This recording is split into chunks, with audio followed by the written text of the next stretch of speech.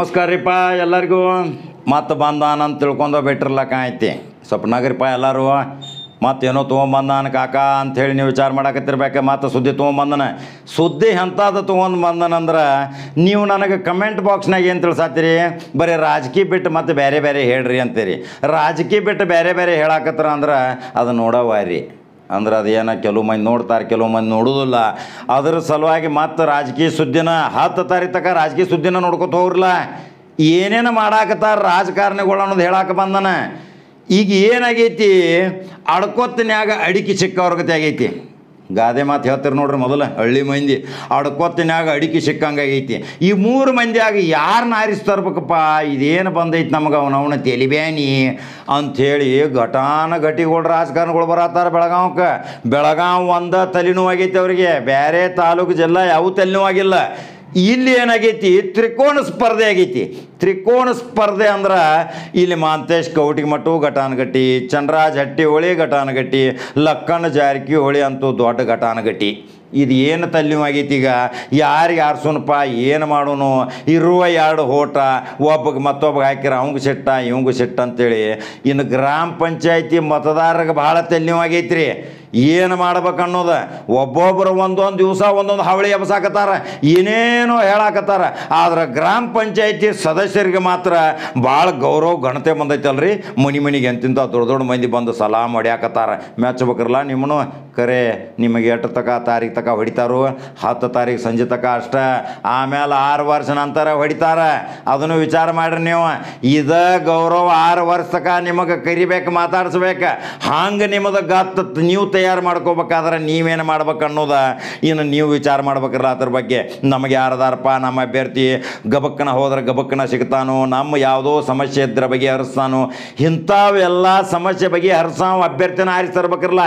ಈಗ ನೋಡ್ರಿ, ಮಾಜಿ ಮುಖ್ಯಮಂತ್ರಿ ಸಿದ್ದರಾಮಯ್ಯ ಬಂದು ಡಂಗರ ಸಾರಿ ಹೋದ್ರೆ ಇವತ್ತೇನಾಗೈತಿ ಗೊತ್ತೈತನ್ರಿ. ಇವತ್ತಿನ ಬೆಳವಣಿಗೆ ಏನು ಹೈಕಮಾಂಡ್ದಿಂದ ಆದೇಶ ಆಗೈತಿ ಅಂಬಲ್ಲ, ಬಸವರಾಜ ಬೊಮ್ಮಾಯಿ ಮುಖ್ಯಮಂತ್ರಿ ಗಬಕ್ಕನ ಓಡಿ ಇವತ್ತು ಬೆಳಗಾವ್ದಾಗ ಠಿಕಾಣಿ ಹೊಯ್ಡ್ರೆ.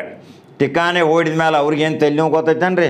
ಅದೇನು ನನಗೆ ಗೊತ್ತಿಲ್ಲ. 13 ಶಾಸಕರು ಕರೆದು ಹೇಳ್ತಾರೆ, ಅದೇನು ನನಗೆ ಗೊತ್ತಿಲ್ಲ. ಮಾಂತೇಶ್ ಕೌಟಿಮಠ ಮಾತ್ರ ಆರಿಸಿ ಬರ್ಬೇಕು. ಅದು ನಾ ಏನು ಹೇಳಂಗಿಲ್ಲ. ಕಾಂಗ್ರೆಸ್ ಸೋಲ್ಸೋ ಸಲುವಾಗಿ ಅದು ನನಗೆ ಗೊತ್ತಿಲ್ಲ. ಮಾಂತೇಶ್ ಕೌಟಿಮಠ ಮಾತ್ರ ಪ್ರಥಮ ಪ್ರಾಶಸ್ತ್ಯ ಮತದಾಗ ಬರಬೇಕು ಅಂತೇಳಿ ಪರಮಾನ ಹೊಡೆಸ್ತಾರೆ. ಹೈಕಮಾಂಡ್ ಹೇಳೈತಂತಾರೆ ಅವ್ರಿಗೆ. ಏನು ಮಾಡ್ಬೇಕು, 13 ಶಾಸಕರ ಅದರಾಗಿ 2 ಸಹೋದರ, ಸಣ್ಣ ಸಹೋದರ ಒಬ್ಬ ನಿತ್ತಾನ.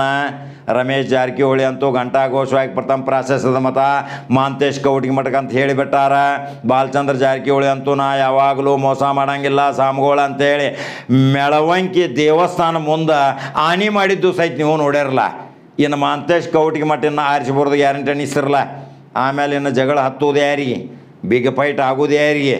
ಲಕ್ಕನ್ಗೆ ಮತ್ತು ಚಂದ್ರರಾಜ್ಗೆ ಹಾಕೈತ್ರಿ? ಸಾಧ್ಯ ಇಲ್ಲ. ಲಕ್ಕನ್ ಏನದಾರ ಗೊತ್ತೈತೇನ್ರಿ, ಮೊದಲ ಆರಿಸಿ ಹೋಗ್ಯಾರ. 4,000 ಮಂದಿನ ಮೊದಲ ಫಿಕ್ಸ್ ಮಾಡ್ಯಾರ ಅವ್ರು. ವೋಟ್ರಸ್ ಅದಾರ ರೀ, ವೋಟ್ರಸ್. ವೋಟ್ ಬ್ಯಾಂಕ್ ಅವ್ರ ಅಭಿಮಾನಿಗಳ ಬ್ಯಾಂಕ್ ಹತ್ರಾಗ ಬಾರಾಣೆ 4 ಅವ್ರ ಸ್ವಂತ ತಾಕತ್ಲೆ ತರ್ಬೇಕಿರಲ್ಲ. ಬಾರಾಣೆ 4 ಕೂಡಿಸ್ಯಾರ, ₹1 ಆತು ಸುದ್ದ ಅಂದ್ರೆ ಅವ್ರು ಗೆದ್ದು ಹೋದಂಗನ. ಇನ್ನು 10 ಮಾಂತೇಶ್ ಕೌಟಿಮಠಕ್ಕೆ ಮತ್ತು ಚಂದ್ರರಾಜ್ ಹಟ್ಟಿಹೊಳಿಗೆ ಅಂತೇಳಿ ನಾವು ಮೊದಲೇ ಹೇಳಕತ್ತು.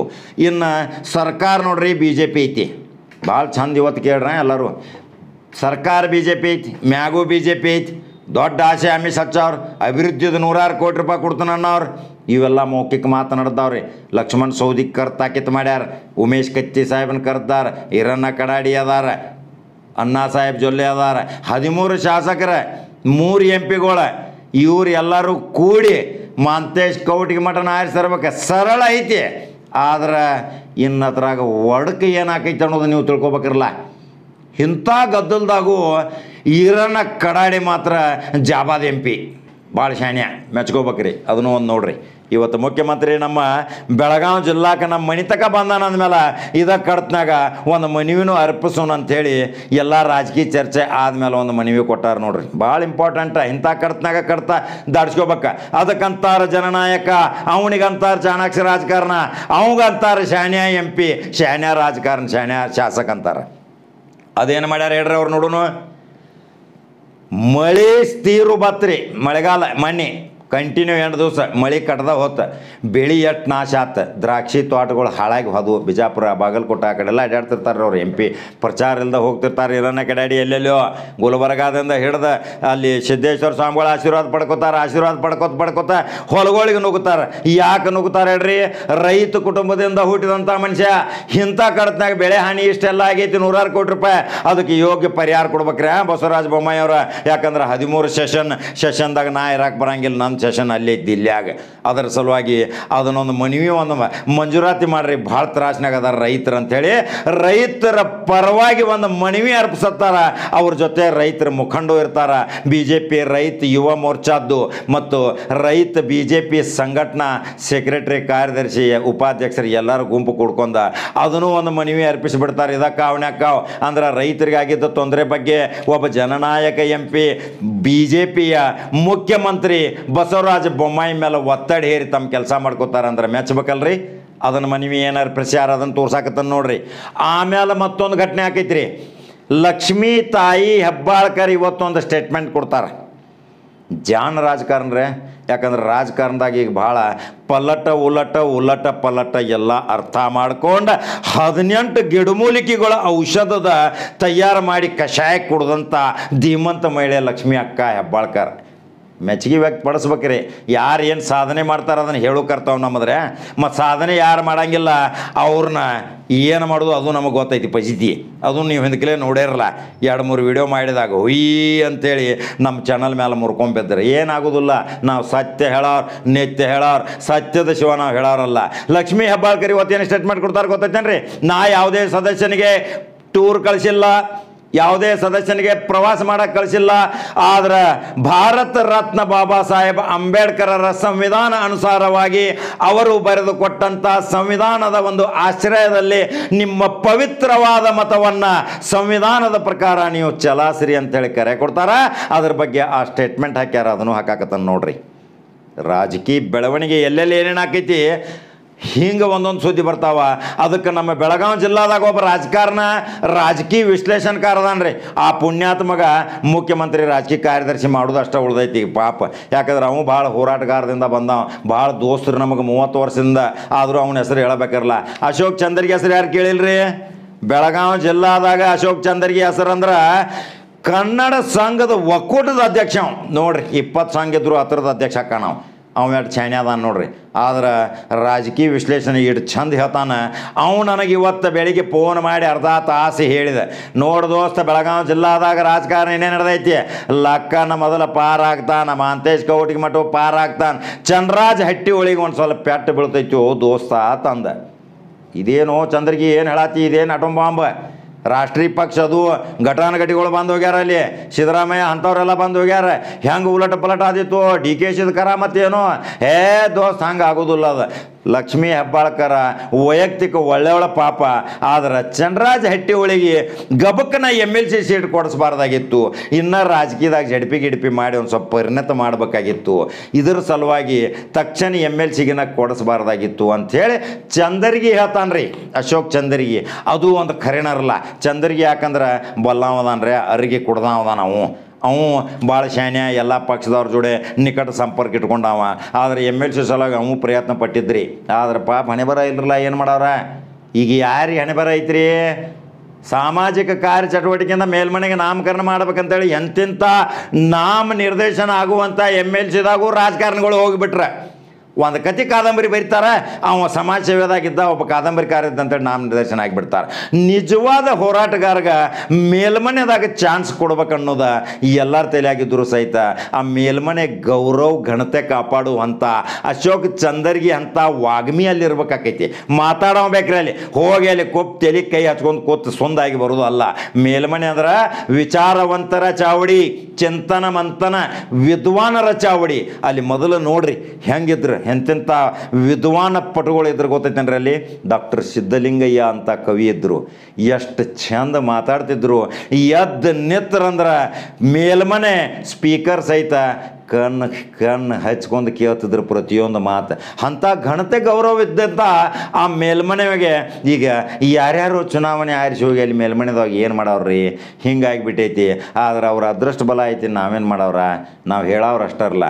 ಅವ್ರ ಅದೃಷ್ಟಗಿರಿ ಅವ್ರ ತಲೆ ಮೇಲೆ ಇದ್ರೆ ಏನು ಮಾಡೋಕ್ಕೆ ಸಾಧ್ಯ ಇಲ್ರಲ್ಲ. ಅದ್ರ ಸಲುವಾಗಿ ಬೆಳಗಾವಿ ಜಿಲ್ಲಾದಾಗ ತ್ರಿಕೋಣ ಸ್ಪರ್ಧೆದಾಗ ಅಡ್ಕೊತ್ನಾಗ ಸಿಕ್ಕಂಗೆ ಅಡಿಕೆಗೈತಿ. ಇನ್ನು ಯಾರು ಸೋಲ್ತಾರೋ, ಯಾರು ಗೆಲ್ತಾರೋ, 23ದ ಭವಿಷ್ಯ ನೋಡಬೇಕು.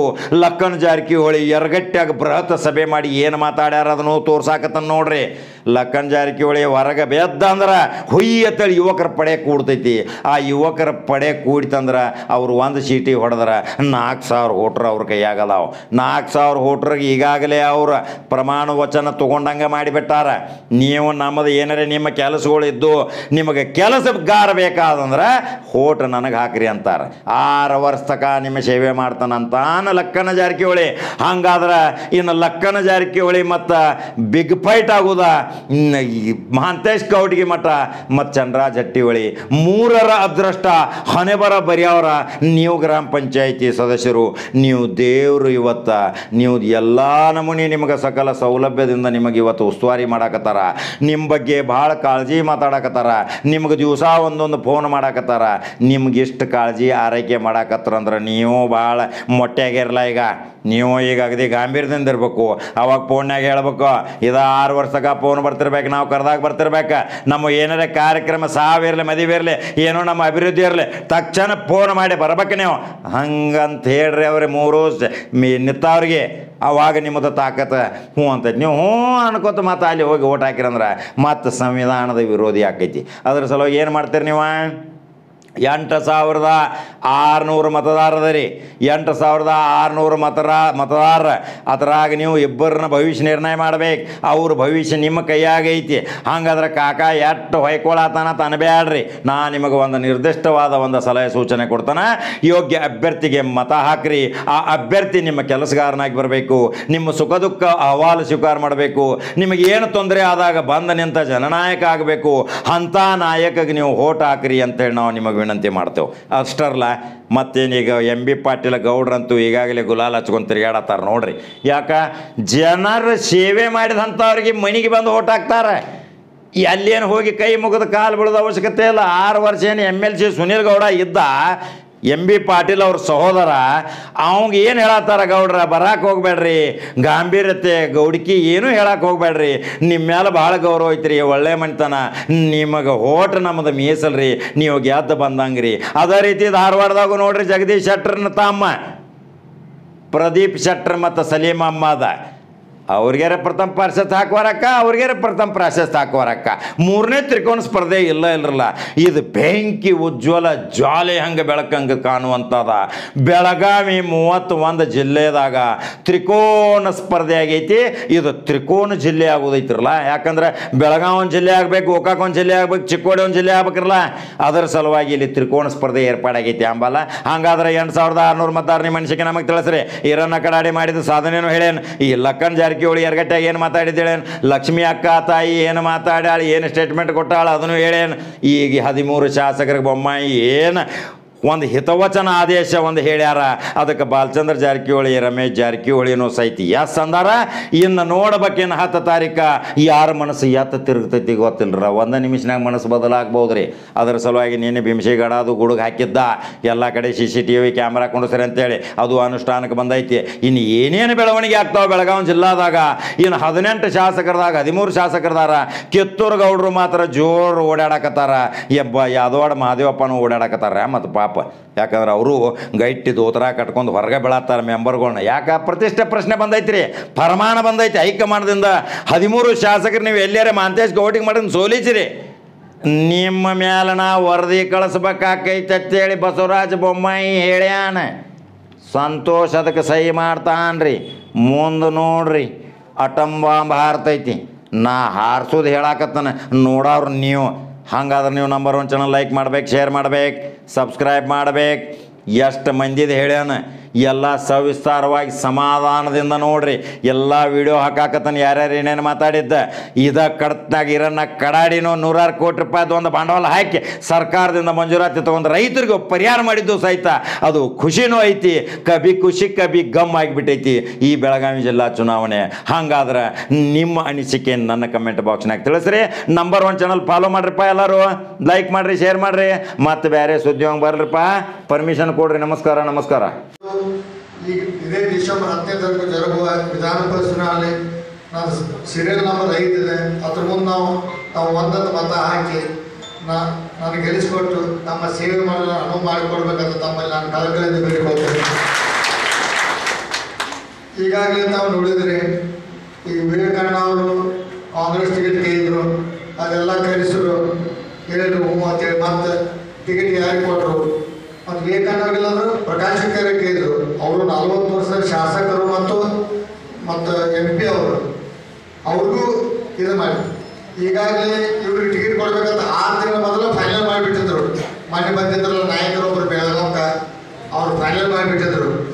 ಅದಕ್ಕಾಗಿ ತಾವೆಲ್ಲ ತಿಳ್ಕೋಬೇಕು. ಈಗ ಯಾರ್ಯಾರ ಕಾರ್ಯಕರ್ತ ಬಂತಂದ್ರೆ ನೀವು ಕಾರ್ಯಕರ್ತ ಇವ್ರದವರು ಕೇಳ್ತಾರೆ, ಅವ್ರದ್ದು ಬಂತಂದ್ರೆ ಡೈರೆಕ್ಟ್ ಅದ ಕಂಡೀಷನ್ ಅಪ್ಲೈ ಇಲ್ಲ. ಅದಕ್ಕೆ ನಮ್ಮದು ಬಂತು ತಳ ಕಂಡೀಷನ್ ಅಪ್ಲೈ ಬರ್ತದೆ, ಅವ್ರದ್ದು ಬಂತು ನೋ ಕಂಡೀಷನ್. ಜಿಯೋ ಇದು ನಂಗೆ ಇದು ಜಿಯೋ ಕಾರ್ಡ್ದಾಗ ಮಾತಾಡ್ಬೋದು, ಒಮ್ಮೆ ಬಿಲ್ ಬರ್ತೈತೆ 20,000 ರೂಪಾಯಿ. ಇದೇನು ಬಟ್ಟು ಮಾಡೋದಾಗೈತಿ. ಅದಕ್ಕಾಗಿ ತಾವೆಲ್ಲ ತಿಳ್ಕೋಬೇಕು. ಯಾಕಂದ್ರೆ ಈಗ ನೋಡ್ರಿ, ಕಾಂಗ್ರೆಸ್ದಾಗ ನಾವು ಕಾಂಗ್ರೆಸ್ದಾಗ ಇದ್ದವ್ರನ್ನ ಎಲ್ಲರೂ ನಾವೆಲ್ಲ ಪಕ್ಷ ಕಳೆದ 17 ಇಲೆಕ್ಷನ್ ಹೆಂಗೆ ಮಾಡಿದ್ದೀವಿ. ಅದಕ್ಕಾಗಿ ತಾವೆಲ್ಲ ತಿಳ್ಕೋಬೇಕು. ಇನ್ನೂ ಅಂತ ನಾಯಕರಿದ್ದಾರೆ, ಅವರಿಗೆಲ್ಲ ಬಿಟ್ಟು ಇವ್ರಿಗೆ ಟಿಕೆಟ್ ಕೊಟ್ಟರು. ಯಾಕಂದ್ರೆ ಇವರು ಒಂದು 30 ವರ್ಷ ಪಕ್ಷಗಳನ್ನು ದುಡಿದು ಸಮಯ ಕೊಟ್ಟಿರ್ಬೇಕು ಅವರು. ಅದಕ್ಕಾಗಿ ನಾವು ಅವ್ರ ಬಗ್ಗೆ ಹೆಚ್ಚಿಗೆ ಇದು ಭಾಷಣ ಮಾಡಿರಲ್ಲ. ಯಾಕಂದ್ರೆ ಲಾಸ್ಟ್ ಬಂದ ಹೇಳ್ತೇನೆ ನಿಮಗೆ ಮಾತಾಡಿ ಹೇಳಿ ಸಾಕು, ಮಾತಾಡೋ ಬುರ್ದ ತೆಗೆಸ್ತಾರೆ ಅವರು. ಅದಕ್ಕಾಗಿ ಬೇಡ ಅಂತ ಹೇಳಿ ನಾವು ಇವ್ರು ಯಾಕೆ ಹೇಳೋದಂದ್ರೆ, ನಮ್ಮ ಸೌದತ್ತಿ ಭಾಗದಾಗ ನಾಯಕರು ಅವ್ರಿಗೆ ಹೇಳಿಬಿಟ್ಟಾರೆ, ನಿನಗೆ ಟಿಕೆಟ್ ಕೊಡ್ತೈತೆ, ನಿನಗೆ ಕೊಡ್ತೈತೆ, ಅದ್ರ ತಿರುಗಿ ಹೊರಗೆ ಹೇಳೋತಾವ. ಮತ್ತು ಅಲ್ಲಿ ನಿನಗೆ ಜಡ್ಪಿ ಕೊಡ್ತೈತೆ, ಒಂದು ಜಡ್ಪಿ ಕಡೆ 10 ಮಂದಿ ಜಡ್ಪಿ ಟಿಕೆಟ್ ಕೊಡ್ತೈತೆ, ಅದಕ್ಕೆ ಹೊರತು ಕೊಡೋದು ಬಿಫಾರ್ಮ ನೀನಂತೂ ರೂಪ ಅಂತೇಳಿ. ಅದಕ್ಕಾಗಿ ಮತ್ತು ನೀ ಕಾರ್ಯದರ್ಶಿ ಆಗಿದೆ, ನೀ ಸೆಕ್ರೆಟರಿ ಆಗಿದೆ, ಅದೆಲ್ಲ ಕಡೆ ಇದನ್ನು ಮಾಡ್ತಾರೆ. ಅದಕ್ಕೆ ತಿರುಗಿ ಕೊಡಬಾರ್ದು. ಈ ಕಾಂಗ್ರೆಸ್ ಸರ್ಕಾರ ಪತನ ಆಗಬೇಕಾದ್ರೆ ಕಾರಣ ಯಾರಪ್ಪ? ಒಂದು ಬೆಂಗಳೂರು, ಒಂದು ಬೆಳಗಾವಿ ಗ್ರಾಮೀಣ, ಈ ಗೆದ್ದವ್ರ ಅಭ್ಯರ್ಥಿ, ಈ 3 ಜನ ಸೋಲಿಸಿ ಕೆಡಿದ್ರು ರಮೇಶ್ ಹೇಳ್ತಾರೆ. ಕೆಡವಾಕ 3 ಕಾರಣ ಯಾರ ಅದು ತಿಳ್ಕೋಬೇಕು. ಅದಕ್ಕೆ ಕಾಂಗ್ರೆಸ್ ಕಾರ್ಯಕರ್ತರು ನೀವೆಲ್ಲ ವಿಚಾರ ಮಾಡ್ಬೇಕಾಗಿ ಸೌದತ್ತಿ ಭಾಗದಾಗ, ರಾಮದುರ್ಗ ಭಾಗದಾಗ ಯಾರು ಯಾರಿಂದ ಹೋಗ್ತಾ ಸರ್ಕಾರ ಇಲ್ಲ, ಯಾರಿಂದ ಚಾಲು ಆಯಿತು, ಅದಕ್ಕೆ ತಾವು ತಿಳ್ಕೋಬೇಕು. ಈಗ ಬರ್ತಾರೋ ನಮ್ಮ 3,200 ಕೊಟ್ಟಿದ್ದವು ಹೋಗೋದವು. ಯಾಕಂದ್ರೆ ಮತ್ತೆ ಮುಂದೆ ಬಿಫಾರ್ಮ್ ಈಗ ವಿವೇಕಾನಂದ ಅವರು, ಪ್ರಕಾಶ್ ಹುಕ್ಕೇರಿ ಅವರು ಬೆಂಗಳೂರಿಗೆ ಹೋಗಿದ್ದಾರೆ, ದಿಲ್ಲಿಂದ ಬಿಫಾರ್ಮ್ ಬಂದು ಹಂಗ ಸೌದತ್ತಿ ಮತ್ತೆ ದಿಲ್ಲಿಂದ ಇವರಿಗೆ ಬಿಫಾರ್ಮ್ ಬರ್ತದೆ. ಅದೇ ತಿಳಿ ಕಳಿಸುವಂತ ಕರೋದಿಲ್ಲ. ಇವರೆಲ್ಲ ದುಡಿದು ಮತ್ತು ಅವ್ರಿಗೆ ಮಾಡೋದು. ಅದಕ್ಕಾಗಿ ನಮ್ಮನ್ನು ಆಯ್ಕೆ ಮಾಡಿ ಕೊಟ್ಟರೆ ಏನಾಗ್ತಿ, ಜನಸಾಮಾನ್ಯರಿಗೆ ಒಂದು ಶಕ್ತಿ ಬರ್ತದೆ. ಇಂಥವ್ರ ಕಡೆ ಹೋಗಿ ಬಂದು ನೀವು ನನಗೆ ಬಂದು ನೇರ್ ಬೇಕಾದ್ರೆ ವಿವೇಕಾನಂದ ಇರ್ತಾರೋ, ಎಲ್ಲ ನಮ್ಮ ನಾಯಕ ಇರ್ತಾರೋ, ನಮ್ಮದು ಶಕ್ತಿ ಬರ್ತೈತಿ. ಅದಕ್ಕಾಗಿ ತಾವೆಲ್ಲ ವಿಚಾರ ಮಾಡಬೇಕು. ಯಾಕಂದ್ರೆ ಈ ಕಾಂಗ್ರೆಸ್ ಪಕ್ಷ ಪತನ ಯಾರ ಕಾರಣ? ಅದಕ್ಕಾಗಿ ನಿಮ್ಮ ಅಮೂಲ್ಯವಾದ ಮತಗಳನ್ನು ಆ ಪಕ್ಷಕ್ಕೆ ಹಾಕಿದ್ರೆ, ಒಂದು ನನಗಾಗ್ರಿ, 2ನೇ ಬಂಧುಗಳ ಎಲ್ಲರಿಗೂ ನಮಸ್ಕಾರ. ನಾಳೆ 10ನೇ ತಾರೀಕು ವಿಧಾನ ಪರಿಷತ್ ಚುನಾವಣೆ ಇದೆ. ಕೆಲವು ಜನ ಲಕ್ಷ್ಮೀ ಹೆಬ್ಬಾಳ್ಕರ್ ಟೂರಿಗೆ ಕರೆದಿದ್ದಾರೆ ಅಂತ ಹೇಳಿ ತಮಗೆ ತಪ್ಪು ದಾರಿಯನ್ನು ಹೇಳ್ತಾ ಇದ್ದಾರೆ. ನಾನು ಯಾವ ಜನರನ್ನು ಟೂರಿಗೆ ಕಳಿಸ್ತಾ ಇಲ್ಲ. ತಾವು ಕೂಡ ಯಾಮಾರಬೇಡಿ, ಇಲ್ಲೇ ಇದ್ದು ನಿಮ್ಮ ಹಕ್ಕನ್ನ, ಸಂವಿಧಾನದ ಏನು ಬಾಬಾ ಸಾಹೇಬ್ ಅಂಬೇಡ್ಕರ್ ಕೊಟ್ಟಿದ್ದಾರೆ, ತಮ್ಮ ಹಕ್ಕನ್ನ ಚಲಾಯಿಸಿ. ಯಾವುದೇ ಒತ್ತಡಕ್ಕೆ, ಯಾವುದೇ ಧಮಕಿಗೆ ತಾವು ಹೆದರೋ ಅವಶ್ಯಕತೆ ಇಲ್ಲ. ನಾನಂತರೂ ಎಲ್ಲೂ ಯಾರನ್ನೂ ಕೂಡ ಟೂರ್ ಕಳಿಸ್ತಾ ಇಲ್ಲ. ನ್ಯಾಯಯುತವಾದಂತ ಮತ್ತು ಫೇರ್ ಚುನಾವಣೆಯನ್ನು ನಾವು ಮಾಡೋಣ. ಎಲ್ಲರೂ ನನಗೆ ಸಹಾಯ ಮಾಡಿ, ಸಹಕಾರ ಮಾಡಿ, ಆಶೀರ್ವಾದ ಮಾಡಿ. ನಿಮ್ಮ ಜೊತೆ, ನಿಮ್ಮ ಮನೆ ಮಗಳಾಗಿ ಯಾವತ್ತೂ ಇರ್ತೀನಿ. ನನ್ನ ತಮ್ಮ, ನನ್ನ ಕಾಂಗ್ರೆಸ್ ಪಕ್ಷ, ನನ್ನ ಕಾಂಗ್ರೆಸ್ ಮುಖಂಡರು ತಮ್ಮ ಜೊತೆ ಯಾವತ್ತೂ ಇರ್ತಾರೆ. ಸತೀಶ್ ನನ್ನ ಆಶೀರ್ವಾದ, ಪ್ರಕಾಶ್ ಹುಕ್ಕೇರಿ ಆಶೀರ್ವಾದ, ಎಲ್ಲ ನಮ್ಮ ಮುಖಂಡರ ಆಶೀರ್ವಾದ ನಮ್ಮೊಟ್ಟಿಗೆ ಇದ್ದಾಗ ಹೆದರುವಂತ ಅವಶ್ಯಕತೆ ಇಲ್ಲ. ಧನ್ಯವಾದಗಳು. ಜೈ ಚೆನ್ನಮ್ಮ. ಗುರುವಾರ ಬರೀ 2 ದಿನ ನಮ್ಮ ಕಡೆ ಇದೆ. ಸೊ 2 ದಿನ ಭಾಳ ಇಂಪಾರ್ಟೆಂಟ್ ಇದೆ. ಕೆಲವೊಂದು ವಿಚಾರನ ನಾವೆಲ್ಲರೂ ಮಾನ್ಯ ಸಚಿವರು ಶಾಸಕರೆಲ್ಲರೂ ಮಾನ್ಯ ಮುಖ್ಯಮಂತ್ರಿ ಜೊತೆ ಈ ಸಭೆ ಆದ ನಂತರ ಕೆಲವೊಂದು ವಿಚಾರ ಅಲ್ಲಿ ಮಾಡ್ತೀವಿ ವೇದಿಕೆಯಲ್ಲಿ. ಒಂದು ವಿಷಯ ಎಲ್ಲ ಗೌರವಾನ್ವಿತ ಎಲ್ಲ ಮುಖಂಡರಿಗೆ ಪದಾಧಿಕಾರಿ ಮಾಧ್ಯಮಗೆಲ್ಲ ನಾ ಒಂದು ವಿನಂತಿ ಹೇಳ್ತೀನಿ. ಯಾಕಂದರೆ ಜಿಲ್ಲೆಯಲ್ಲೆಲ್ಲ ಈ ಚುನಾವಣೆ ಪ್ರಚಾರ ಭಾಳ ಜೋರಾಗಿ ನಡೆದಿದೆ. ಕಡೆ ಎಲ್ಲ ಕಡೆ ರಮೇಶ್ ಜಾರಕಿಹೊಳಿ ಹಂಗೆ ಮಾಡತ್ತಾರ ಹಿಂಗೆ ಮಾಡತ್ತಾರೆ ಅಂತೇಳಿ ಎಲ್ಲ ಕಡೆ ಸುದ್ದಿ ಮಾಡತ್ತಾರೆ. ಆದರೆ ತಮ್ಮ ವಿಷಯವನ್ನು ಗಮನಕ್ಕೆ ತರ್ತಾರೆ. ಇದೇ ರಮೇಶ್ ಜಾರಕಿಹೊಳಿ ಅವರು ಸ್ವತಃ ತಮ್ಮನ್ನು ಸೋಲಿಸಿ ಮಂಗಲಾ ಅಂಗಡಿ ಅವ್ರನ್ನ ಗೆಲ್ಲಿಸಿದಾರೆ ಅನ್ನೋದು ದಯಮಾಡಿ ಯಾರೂ ಮರಿಬಾರ್ದು. ಅವ್ರು ಗೋಕಾಗ 20,000 ಲೀಡ್ ಕೊಡ್ತಿರಕ್ಕಿಲ್ಲ ಅವ್ರು ಗೆಲ್ಲಕ್ಕಾಗ್ತಿರಕ್ಕಿಲ್ಲ. ಒಂದು ಅಭಯ್ ಪಾಟೀಲು ಒಂದು ರಮೇಶ್ ಜಾರಕಿಹೊಳಿ ಗೆಲ್ಲಿಸಿ ಲೋಕಸಭಾ ಗೆಲ್ಲಿಸಿದಾರು. ಇದನ್ನು ದಯಮಾಡ್ದಾಗ ಯಾರೂ ಮರಿಬಾರ್ರಿ. ಸುಮ್ಮನೆ ಈಗ ಅದನ್ನು ಇದನ್ನು ದಯಮಾಡಿ ಯಾರು ಹೇಳಕ್ಕಾಗ್ರಿ. ಕೈ ಮುಗಿದು ವಿನಂತಿ ಮಾಡ್ಕೊತೀನಿ. ಪ್ರಾಮಾಣಿಕವಾಗಿ ಎಲ್ಲರೂ ನಾವು BJPನ ಮಾಡ್ತೀವಿ. ಅದಕ್ಕೆ ನಾವೆಲ್ಲರೂ ಹೇಳ್ತಾ ಇದ್ದೀವಿ. ಯಾಕಂದ್ರೆ BJP ಎಲ್ಲರೂ ಪ್ರಾಮಾಣಿಕ ಮಾಡೋಣ, ಕಾಂಗ್ರೆಸ್ ಸೋಲ್ಸೋಣ. ನಾವು ಏನು ತಪ್ಪಿದೆ ಅದಕ್ಕೆ ದಯಮಾಡಿ ತಾವೆಲ್ಲರೂ ಪದಾಧಿಕಾರಿಗಳು ಎಲ್ಲ ಮುಖಂಡರು ಇದನ್ನು ಕುಂತ ಸರಿ ಮಾಡ್ಕೊಂಡು ನಾವು 2 ದಿವಸ ಭಾಳ ಇಂಪಾರ್ಟೆಂಟ್ ಟೈಮ್ ಇದೆ. ನಾವು ಮಾಡಿ ಮಾತೇಶ್ ಗೌಡ್ರ ಮಟ್ಟದ ಗೆಲ್ಲಿಸಿ ಕಾಂಗ್ರೆಸ್ನ ಸೋಲಿಸ್ಬೇಕಂತೇಳಿ ಎಲ್ಲರಿಗೂ ವಿನಂತಿ ಮಾಡ್ಕೊತೀವಿ. ಇಲ್ಲಿ ಸೇರಿರ್ತಕ್ಕಂಥ ಪಕ್ಷದ ಎಲ್ಲ ಹಿರಿಯರೇ, ಶ್ರದ್ಧೆಯ ತಾಯಂದಿರೇ, ಮಾಧ್ಯಮದ ಮಿತ್ರರೇ, ಸನ್ಮಾನ್ಯ ಬೊಮ್ಮಾಯಿ ಅವರು ಬೆಳಗಾವಿಗೆ ಬಂದಿರೋದು ಬೆಳಗಾವಿ ಜಿಲ್ಲೆದೊಳಗೆ 13 ಜನ ಶಾಸಕರಿದ್ದೀರಿ, 3.25 ಲೋಕಸಭಾ ಸದಸ್ಯರಿದ್ದೀರಿ, 3 ಪಕ್ಕ ಒಂದು ಮ್ಯಾಗ ಸವ್ವ, ಆಮೇಲೆ 2 ವಿಧಾನ ಪರಿಷತ್ತದ ಸದಸ್ಯರಿದ್ದೀರಿ, 1 ಅಭ್ಯರ್ಥಿನ ಹಾಕಿದ್ದೀವಿ. ಖಂಡಿತವಾಗಿ ಗೆಲ್ಲಿಸ್ತೀರಿ ಇಲ್ಲ ಅಂತ ಹೇಳಿ ಕೇಳಕ್ಕೆ ಬಂದಿದ್ದೆ. ಅವ್ರಿಗೇನು ಆತಂಕ ಅಂದರೆ 10ನೇ ತಾರೀಕು ಚುನಾವಣೆ ಆಗುತ್ತೆ, 13ನೇ ತಾರೀಕು ಇಲ್ಲಿ ಲೋಕಸಭಾ ಇದು ನಮ್ಮ ವಿಧಾನಸಭೆ ಅಧಿವೇಶನ ಶುರು ಆಗುತ್ತೆ, 14ನೇ ತಾರೀಕು ಇದರ ರಿಸಲ್ಟ್ ಬರ್ತದೆ. ಇಡೀ ರಾಜ್ಯದ ಶಾಸಕರು ಇಲ್ಲಿ ಬಂದಿರ್ತಾರೆ. ಬೆಳಗಾವಿ ಅವರು 17 ಜನ 18 ಜನ ಏನು ಜನಪ್ರತಿನಿಧಿಗಳಿದ್ದಾರೆ. ನಿಮ್ಮದು 14ನೇ ತಾರೀಕು ನೋಡೋಕೆ ಅವ್ರು 224 ಜನ ಇಲ್ಲಿ ಬರೋರು. ಅದನ್ನು ಗಮನದಾಗ ಇಟ್ಕೊಂಡು ಬೆಳಗಾವಿ ಜಿಲ್ಲಾ ಗಂಡು ಮೆಟ್ಟಿನ ನೆಲ ಭಾರತೀಯ ಜನತಾ ಪಕ್ಷಕ್ಕೆ ಅಂತ ಹೇಳಿ ನಾವೆಲ್ಲ ಕೂಡ ಹೇಳ್ಕೋತೀವಿ. ಹಿಂಗೆ ಹೇಳ್ಕೊಂಡೇ ಹೋದ ಸಾರಿ ಮಾಂತೇಶ್ ಕೌಟಿಗೆ ಮಟ್ಟ ಇನ್ನು 16 ಮತ ಕಡಿಮೆ ಆಗಿದ್ರೆ ಗುರುಗಳು ಲಗಾನ ಹೊಡೆದಿದ್ರು. ಬರೀ 16 ಮತ ಕಡಿಮೆ ಇನ್ನು ಬರದೇ ಇದ್ರೆ ಅವಾಗೇನು ಶಾಸಕರ ಸಂಖ್ಯೆ ಏನು ಕೊರತಿರಲಿಲ್ಲ. ಅವಾಗೂ 9 ಮಂದಿ ಇದ್ದೀವ ನಾವು. ಈಗ ಮುಖ್ಯಮಂತ್ರಿಗಳು ಬಂದಿರೋದು ಉದ್ದೇಶ ಏನಂದ್ರೆ 9 ಬದಲಿಗೆ 13 ಇದ್ದೀರಿ, 2 ವಿಧಾನ ಪರಿಷತ್ತಿನ ಸದಸ್ಯರಿದ್ದೀರಿ, 3 ಜನ ಲೋಕಸಭಾ ಸದಸ್ಯರಿದ್ದೀರಿ. ನೀವೆಲ್ಲರೂ ಕೂಡಿ ಗೆಲ್ಸಕ್ಕೆ ಆಗ್ತೈತೋ ಇಲ್ಲೋ ಅಂತ ಕೇಳಕ್ಕೆ ಬಂದಿದೆ. ಅದಕ್ಕೆ ನನಗನ್ನಿಸ್ತದೆ ಪ್ರಥಮ ಪ್ರಾಶಸ್ತ್ಯದ ಮತವನ್ನು ನಾವೆಲ್ಲರೂ ಕೂಡ್ಕೊಂಡು ಮಾಂತೇಶ್ ಕೌಟಿಗೆ ಮಟ್ಟ ಅವ್ರಿಗೆ ಹಾಕಿದ್ರೆ 10ನೇ ತಾರೀಕಲ್ಲ 11ನೇ ತಾರೀಕನ್ನು ಅವ್ರು ಆಯ್ಕೆ ಆಗ್ತಾರೆ ಅಂತಕ್ಕಂಥ ವಿಶ್ವಾಸ ನನಗದ. ಆ ಕೆಲಸ ಎಲ್ಲರೂ ಕೂಡಿ ಮಾಡೋಣ ಅಂತ ಹೇಳಿ ನಿಮಗೆಲ್ಲರಿಗೂ ನಾನು ಕೈ ಜೋಡಿಸಿ ವಿನಂತಿಯನ್ನು ಮಾಡ್ಕೊಂಡು ನನ್ನ ಮಾತಿಗೆ ವಿರಾಮ ಕೊಡ್ತೀನಿ. ನಮಸ್ಕಾರ.